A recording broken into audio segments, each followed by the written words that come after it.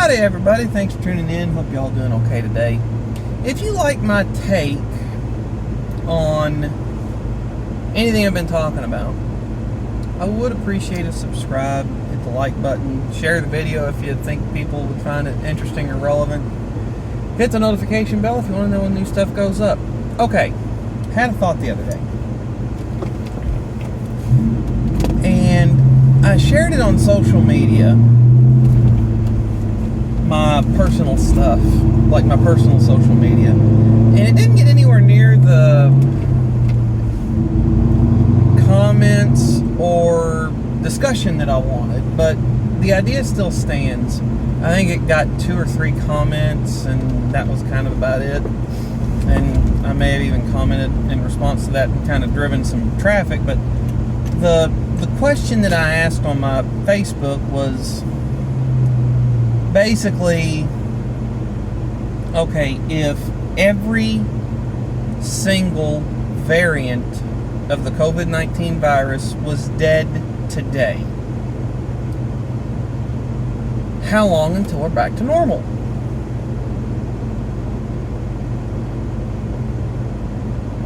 That was the question. Now, out of the comments on my post, the 2 that I remember is someone said, we're never going back to the way it was circa 2019 or first 2 months of 2020. That will never happen. And one guy said it would happen immediately. I come down somewhere in between those 2, and let me kind of explain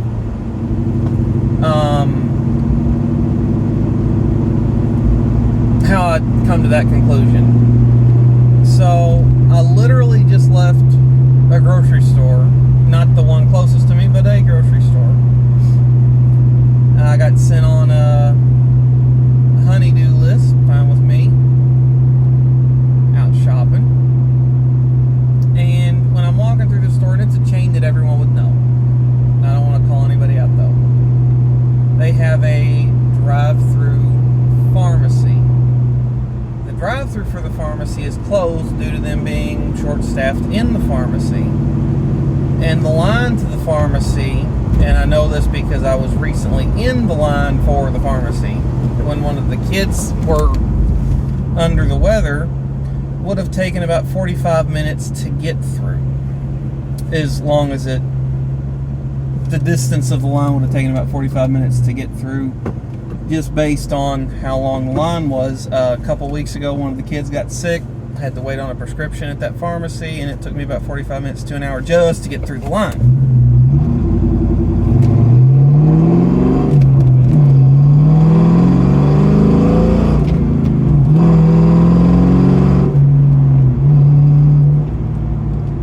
My lane's ending. I had to pass somebody to get over. Sorry about that. Anyway, so it took me about 45 minutes to get through the line at the pharmacy. There's no checkout clerks. I bought just over $100 worth of groceries, which today is not a flex. $100 of groceries is not a week. And it was just some stuff picking up for the next few days at dinner, nothing serious or crazy. And there's like no cash registers open for the amount of people in the store. There's no carts in the store at the little cart corral in the store, you know, where you get your cart to go in a grocery shop. There's bases of the shelves that are empty and things like that, and that's just one store. There's another store that's a little closer that's actually worse off when it comes to shopping there. They've got entire sections that are nearly bare as far as what they have to offer in a given category, whether it's breads or meats or canned vegetables or whatever. So I think that if the virus went away today, it would probably take us about 2 years to get back to the way things were circa 2019, into 2019. And you can blame it on, I blame it on the response to the virus. And I've said before, I think that, the first few weeks, first few months, there was basically nothing that we could have done that would have been, that I called unreasonable. Because we didn't know exactly what was going to happen when it came here. Pardon me, didn't know exactly what was going to happen when it came here to the U.S. Didn't want to trust the data out of China. So slowing down the spread of the virus, as a way I put it, is just put it on hold. Like the 2 weeks of lockdown to stop the spread, that didn't change anything. It just delayed it.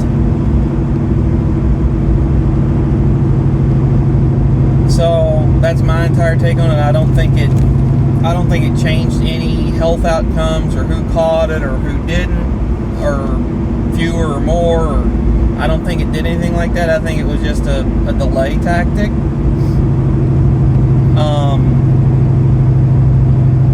But I do think that we're going to see, if everything stopped today, it would take 2 years for everything to get back to normal. And not playing party politics, but that's provided that those that are in elected office got out of the way and let everything start to go back to the way it was. I've heard stories, and take it with a grain of salt, it may or may not be true, about families during COVID. So one of the issues that we would have ran into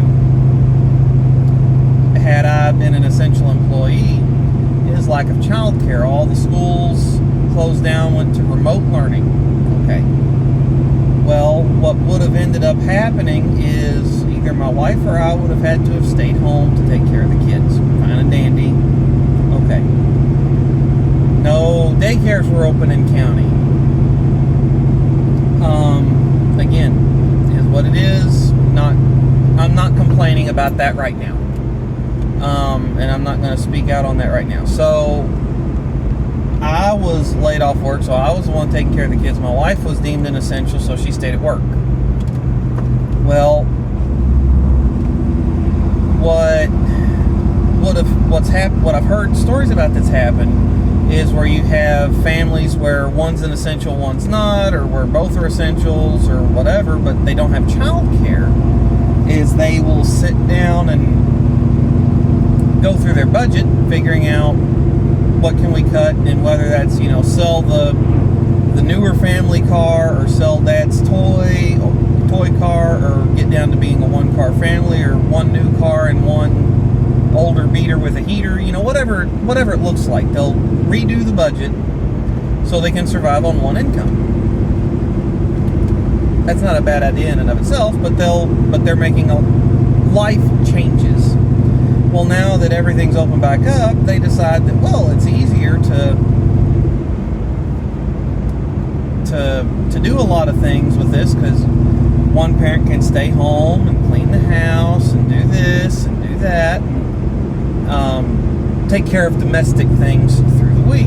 It's not as stressful trying to get everything done in your 1.5, 2 day weekend, which I get.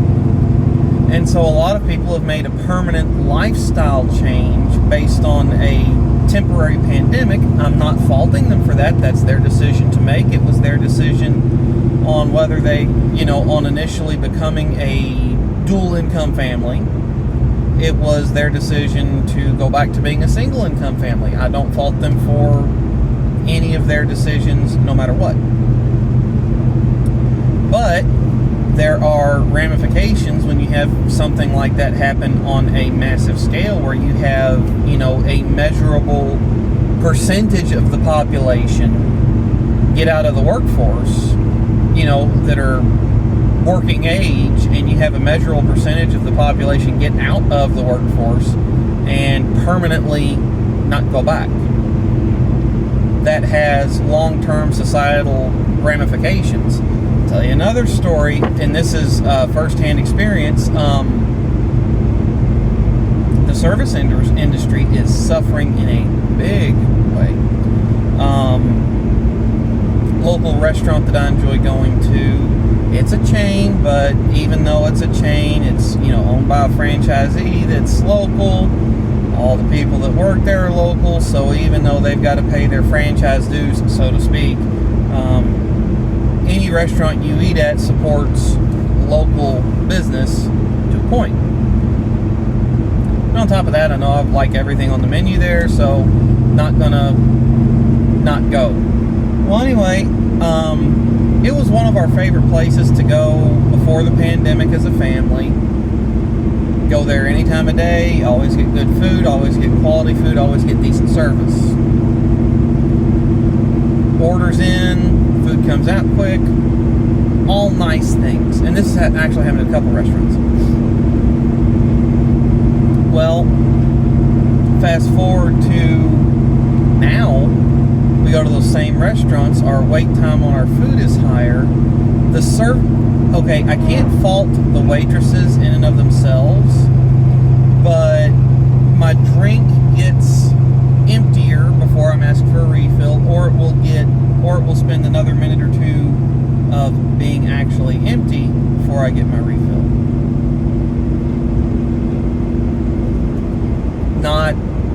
And a lot of that is due to the fact that there's nobody going into the service industry. So the servers are stressed harder trying to keep up with all their tables. Having longer wait times from the time our order goes in to the time our food comes out. And this doesn't matter if it's like a Tuesday night or a Sunday afternoon after church. Just the wait times for food are longer. I think it's going to take a few years for everything to even back out. If the virus died today, all strains, all variants, every virus on the planet died today from COVID, I think that it would take a few years for people to take those more entry-level jobs, and that would be basically when high school graduates got out and started trying to enter the workforce. That's my opinion. I could be wrong, but I think it would take a substantial amount of time to get enough people interested in going back into the lines of work they left,